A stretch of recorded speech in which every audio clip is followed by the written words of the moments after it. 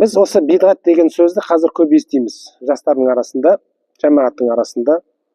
Енді бидғат деген не біріншіден? Соны тоқталайық, анықтамаларын көрейік. Бидғат деген сөзге ғалымдар былай деп айтады. Ма ухдифа аля гайри мисалин сабиқ дейді. Ешқандай бір мысалсыз бір жаңа шыққан нәрсе дейді. Жаңа пайда болған нәрсе. Ешбір мысалсыз. Біз кез келген нәрсені біз несін бір нәрсенің үлгісінде жасаймыз ғой. Солай ма? Бірақ мына жерде бидғат деген нәрсе не? Ол ешқандай бір үлгісіз жасаған. Мысалға, Алла тағала бадиус самауати вал ард дейді. Мағынасы Алла тағала аспандар мен жердің жаратушысы дейді. Жаратушы болғанда бади. Жаратушы халиқ деп келеді ғой. Бірақ бұл жерде бадих деген сөз қолданған. Бадих деген не? Ешқандай алдында бір мысалсыз жаратқан. Оның алдында болған жоқ аспан мен жер. Солай ма? Алла тағала болды деді, аспан мен жер пайда болды. Солай ма? Соны бадих деп айтады. Бидға деген екеуі бір неден түбірден шығады. Ғалымдар қалай анықтамасын берген? Соны тоқталайық бірінші. Ғалымдар қандай анықтама берген? Кезінде бұл проблема 2000-ші жылдардың басында басталды. 2000-ші жылдардың басында басталды. Мазхабсыздық пайда болды. Сол кезде бидғат деген сөз пайдалана бастады. Өзімде Мактаба Шамиля деген диск болды. Ол ішінде мыңдаған кітабы бар диск. Арабша діни кітаптар, ақида, фиқ бәрі бар ішінде.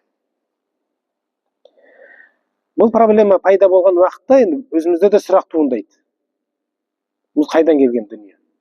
Сөйтіп әлгі дискіні компьютерге салып іздеймін.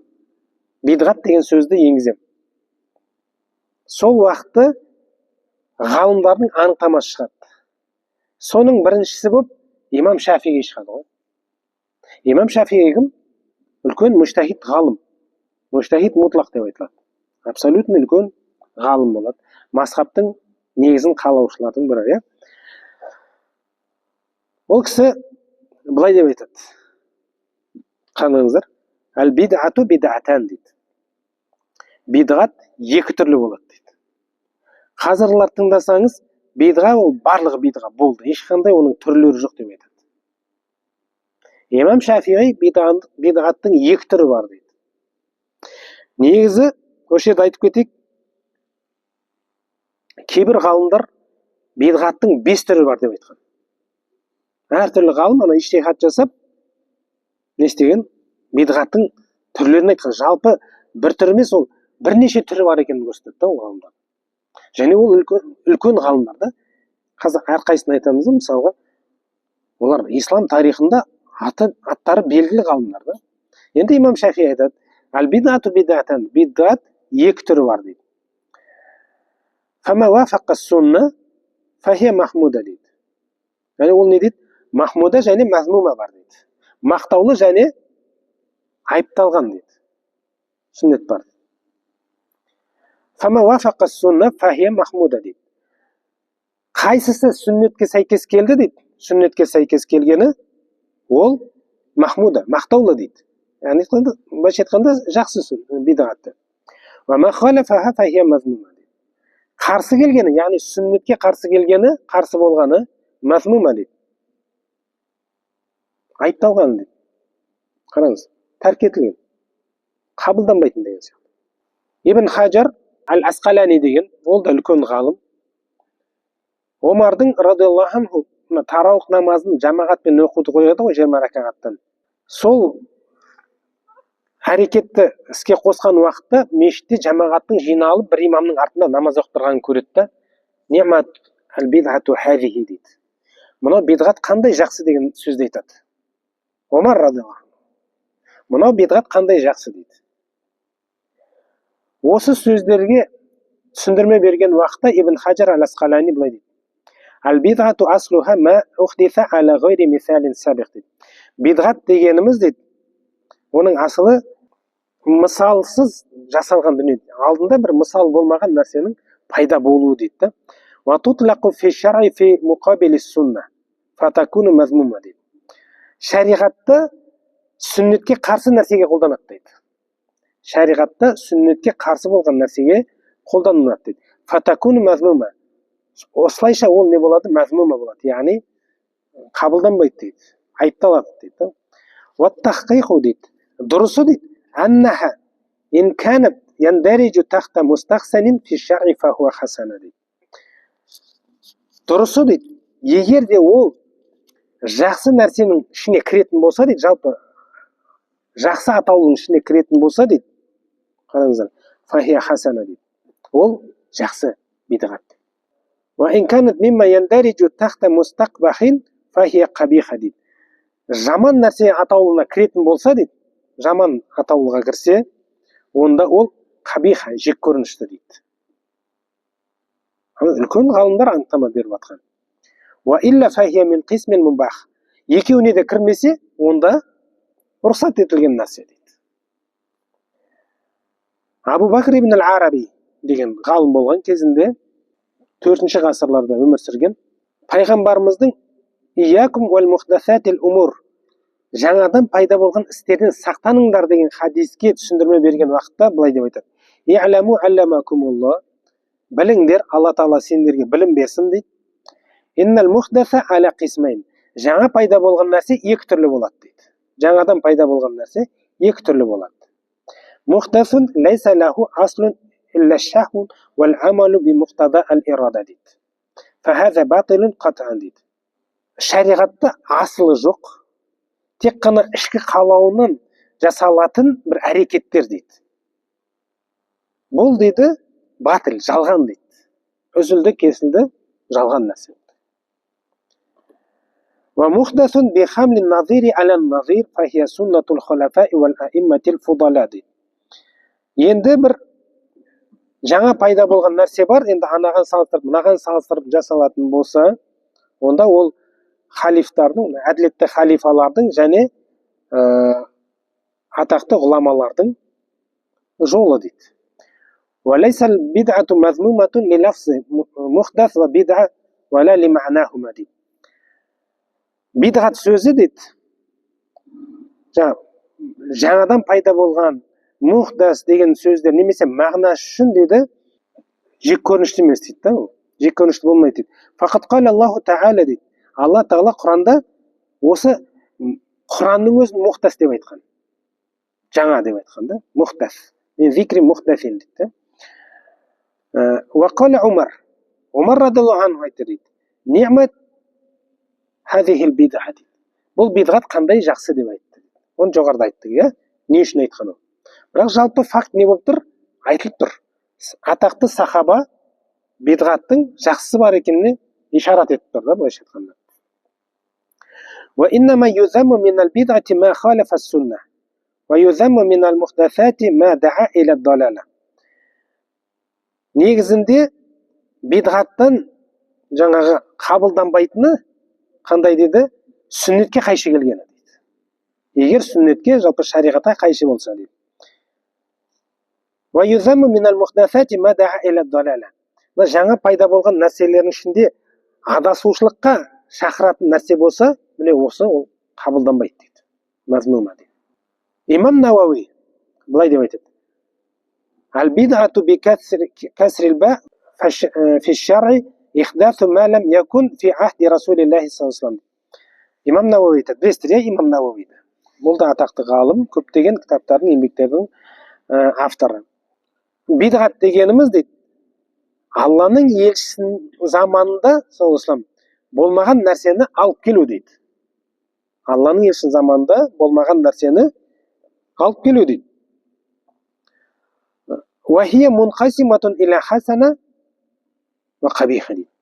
Ол жақсы және жек көрінішті болып бөлінеді деді. Имам Науауи да не істеп отыр? Ол бидғат сөзін бөліп отыр. Келесі Ибн ал-Асир деген кісі Ал-бид'ату бид'атан дейді. Бид'a екі түрі дейді. Бид'ату худа, тура жол бид'аты, тура бид'ат және бид'ату далала, адасушылық бид'ат. Яғни адасушылыққа жетелейтін бид'ат дейді. Фама кана хилафа ма амара Аллаху Тағала ва расулуху фахия фи хайзи замми ва инкар дейді. Сөзін жалғастырып былай деп айтады. Алла Тағала және оның елшісі әмір еткенге қарсы келетін болса, бұл онда неге келеді деді? Қабылданбайтын, қарсы болатын бидғат атауына кіреді дейді. وما كان واقعا تحت عموم ما ندب الله وحد عليه الله ورسوله فهو في حيز مدح дейді. Ал енді жалпылама алла тағала және пайғамбарымыз саллаллаху алейхи вассалам шақырған нәрсеге сол жалпылама несіне кіретін болса дейді, фахия фи хайзи мадах дейді, ол мақтаулы дейді, жақсы бидғат деп айтады. Ибн әл-Асир айтады. Енді Ибн Раджаб әл-Ханбали деген кісі айтады. Ибн Раджаб әл-Ханбали деген Ханбали мазхабының атақты ғалымы болған. Жамиул улум вал хикам деген өте үлкен сондай белгілі бір кітабы бар. Хадистерге шарх жасайды оны. Онда ол былай дейді: "Вал мураду бил бид'ати ма ухдиса мимма ла асла лаху фи шариа ядуллу алейхи." дейді. Бидғаттан дейді мақсат дейді, бидғаттан мақсат асылы болмаған нәрсе дейді, асылы болмаған нәрсенің пайда болуы дейді. Асылы жоқ негізінде пайда болған нәрсе дейді. Асылы болмағанда шариғатта асылы болмаған дейді. Түсіндіңіздер ме? Ядуллу алейхи. Оған соған дәлел болатын, негіз болатын асыл болмаған нәрсе айтады. Ва амма ма кана лаху аслун фи шар'i ядуллу алейхи. Ал енді егер шариғатта оған дәлел болатын асыл болса дейді, фалайса би бид'ати шар'ан. Шариғат тұрғысынан ол бидғат емес дейді. Ва ин кана бид'атан луғатан дейді. Ол тілдік тұрғыдан бидғат деп аталса да дейді. Тілдік тұрғыдан бидғат болады. Жаңадан пайда болған нәрсе. Бірақ ол, қараңыздар, шариғатта негізі бар болып тұр. Оны алла жазса, ары қарай айтылатын болады. Негізі бізде бауырларымыз сұрақ қойғанда былай деп айтады: пайғамбарымыз істеген бе дейді, жасаған ба дейді. Негізі бұл сұрақ қате болады. Неге? Өйткені алла жазса келесі сабақта онымен танысатын боламыз. Сахабалар одан кейінгі табиғиндерді пайғамбарымыз саллаллаху алейхи жасамаған істерді жасаған. Дәлелдерін де келтіреміз алла жазса. Сондықтан сұрақ қалай қойылады? Бұл сенің жасап жатқаныңның шариғатта негізі бар ма? Асылы бар ма? Дәлелі бар ма деп сұралады. Түсіндіңіздер ме? Негіз болу керек. Нақты сол әрекеттің жасалуына дәлел керек емес, асылы болу керек. Мысалға бір жақсы бір мысал келтірген кезінде ұстаздар балконға шығып Құран оқу үшін дәлел керек па дейді. Ол біреу бидғат деуі мүмкін. Пайғамбарымыз саллаллаху алейхи вассалам олай істемеген дейді мысалға. Әрине ол айтпайша, бірақ мысал ретінде келтіріліп жатыр да. Пайғамбарымыз саллаллаху алейхи вассалам заманында балкон болмаған, сен балконда неғып жатсың? Құран неге оқисың? Ол бидғат деуі мүмкін. Бірақ Құран оқу асылында бар ма? Бар ғой. Сондықтан оған ешқандай нәрсе кедергі болмайды. Кедергі не нәрсе болады? Мысалы дәретханада немесе моншада оқу. Өйткені тыйым бар, негіз жоқ та оған. Түсінікті ме? Сол үшін мына жерде не деп тұр? Асыл болу керек дейді, шариғатта оған дәлел болады дейді. Қараңыздар, ғалымдардың өзі осындай деп айтып жатыр. Ал-Хайтами деген кісі былай деп айтады: Ал-бидғату фил луғати ма кана мухтаран дейді. Тілде дейді, бидғат ол жаңадан жасалған нәрсе дейді. Жаңадан пайда болған нәрсе. Ва шаран ма ухдиса аля хилафи амри шар'i деген анықтама береді. Шариғат тұрғысынан дейді, ма ухдиса аля хилафи амри шари'а. Алла тағала, яғни шариғат бермаған нәрсеге қарама қайшы пайда болған нәрсе дейді. Жаңа жоғарыда айтқанда шариғатта негізі жоқ. Түсіндіңіздер ме? Міне осындай ғалымдар не істеп отыр? Бидғатты екіге бөліп отыр. Біз жай ғана екіге бөлгенін айтып отырмыз да. Ғалымдар жоғарыда айтқандай бидғат деген сөзді 5-ке дейін бөлген да. Біреулер 4-ке бөлген, 5-ке дейін бөлген. Бұл ғалымдар қайдан алды? Аспаннан алды ма? Пайғамбар саллаллаху алейхи вассалам айтып тұрған жоқ па дейді да бұл. Кез келген жаңадан пайда болған нәрсе ол бидғат. Бидғат ол адасушылық. Адасушылық ол тозаққа апарады деген айтып тұр ғой дейді пайғамбарымыз саллаллаху алейхи вассалам. Бірақ бұл кісілер қайдан алып отыр? Ислам ғалымдары үлкен. Біздің беткі ұстар ғалымдар ғой. Қайдан алып отыр бұны? Яғни олардың айтуына бір себеп бар, негіз бар да. Пайғамбарымыз саллаллаху алейхи вассалам хадистеріне келейік.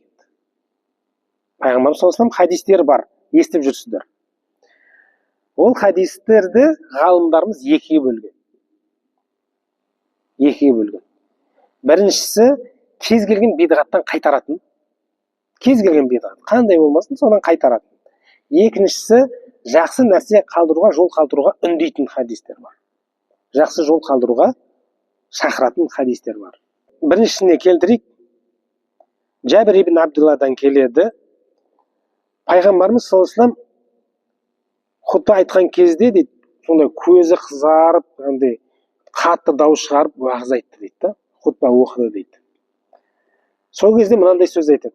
Фа инна хайрал хадифи китабулла дейді. Ең жақсы сөз ол Алланың кітабы дейді. Ва хайрал хади хади Мухаммад. Ең хайырлы тура жол Мұхаммедтің жолы дейді. Ва ашаррул умури мухтасатуха. Істердің ең жаманы жаңа пайда болғаны дейді. Ва куллу мухтасатин бид'a. Әр жаңа пайда болған нәрсе бидғат дейді. Ва куллу бид'атин далала. Әр бидғат не деді? Адасушылық деді. Бұл имам Муслимнің жинағында келген деп тұр. Абу Дауд, Тирмизи, Ирбат ибн Сариядан былай деп жеткізеді, осыған ұқсас. Пайғамбарымыз саллаллаху алейхи вассалам бір күні бізге сондай уағыз айтты дейді да. Уағыздан жүректер елжіреп кетті. Көзден жас ақты дейді. Сосын біз Алланың елшісінен бұл қоштасушының уағызы ғой деп айттық дейді да. Яғни кетейін деп тұрған адамның бір уағызы сияқты қабылдадық дейді, түсіндік дейді да. Сол үшін біздерге бір өсиет айт деп сұрадық дейді, өтіндік дейді. Пайғамбарымыз саллаллаху алейхи вассалам не дейді? Усикум битақваллахи азза ва джалла ва сам'i ва та'a дейді. Сендерге Алладан қорқуларыңды, естулеріңді және тағатты болуларыңды өсиет етемін дейді. Ва ин тааммара алейкум абдун хабаши дейді. Тіпті сендерге қара нәсілді адам басшы етіп қойылса да дейді. Оған бойсынуларыңды не деймін дейді? Өсиет қыламын дейді. Ва иннаху ман яиш бa'ди дейді. Ақиқатында дейді, кім менен кейін өмір сүретін болса дейді, фасаяра ихтилафан кафира. Көптеген ихтилафтарды көретін болады дейді. Фа алейкум би суннати. Сондықтан менің сүннетімнен ұстаныңдар. Ва суннатил хулафа ир-рашидина мин бa'ди. Және менен кейін келетін тура болған, әділетті болған халифалардың сүннетімен ұстану міндет болады. Соны ұстаныңдар дейді. Ва адду алейха бин наважиз дейді. Яғни қатты тістерін ұстап алыңдар дейді ол жолға. Ва iyyakum ва мухдасатул умур дейді. Жаңадан пайда болған істерден аулақ болыңдар дейді. Фа инна кулла мухдасатин бид'a. Ақиқатында әр жаңа пайда болған іс бидғат. Ва куллу бид'атин далала. Әр бидғат не? Адасушылық деп айтты дейді. Бұл хадистер кез келген жаңа пайда болған істерден тыйым салатын хадистер. Керісінше, бір жақсы бір жол қалдыруға үндейтін, соған бір шақыратын, жол көрсететін хадистерге тоқталайық. Бухари Айша анамыздан келтіреді. Былай деп айтады. Пайғамбарымыз саллаллаху алейхи ва саллям: "Ман ахдафа фи амрина ма лайса минху фахуа рад" дейді. Бұл негізі бұл хадисті біріншіге де жатқызуға болады, екіншіге де жатқызуға болады. Оны Алла жазса кейінгі сабақта көретін боласыздар. Енді бұл жерде бірінші топқа жатқызсақ, онда не деп тұр? Ман ахдафа фи амрина ма лайса минху фахуа рад дейді. Кім біздің осы ісімізге одан болмаған нәрсені қосатын болса, ол қайтарылады дейді. Яғни ол жасаған амалы қабыл етілмейді дейді. Осы хадистер негізі тияды. Бірақ соңғы хадис екіншіге де жатады. Оны Алла жазса келесі сабақта өздеріңіз көресіздер. Енді жаңа айтқанымдай, екінші топтағы хадистер, жақсы жол қалдыратын хадистер нақты келеді. Жарир ибн Абдилла аль-Баджали былай деп айтады.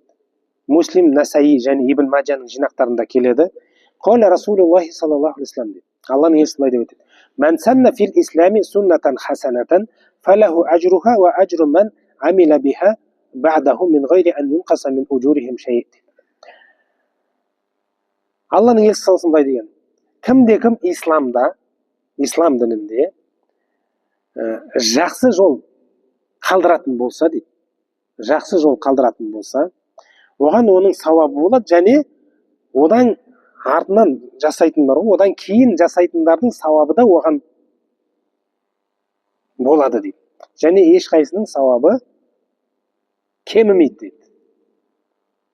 وَمَنْ سَنَّ فِي الْإِسْلَامِ سُنَّةً سَيِّئَةً, кімде-кім исламда жаман жол қалдыратын болса, كَانَ عَلَيْهِ وِزْرُهَا وَوِزْرُ مَنْ عَمِلَ بِهَا بَعْدَهُ مِنْ غَيْرِ أَنْ يُنْقَصَ مِنْ أَوْزَارِهِمْ شَيْءٌ.